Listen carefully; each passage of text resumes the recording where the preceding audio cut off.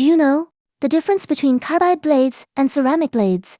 Tungsten carbide blades are mainly composed of tungsten carbide, carbide, bone and other metals. Ceramic blades mainly consist of aluminum oxide, silicon nitride, boron nitride, and so on. Ceramic blade are more suitable for cutting materials with high hardness, while carbide is suitable for cutting metal materials. Each has its own characteristics, according to the specific application environment and needs. To make changes,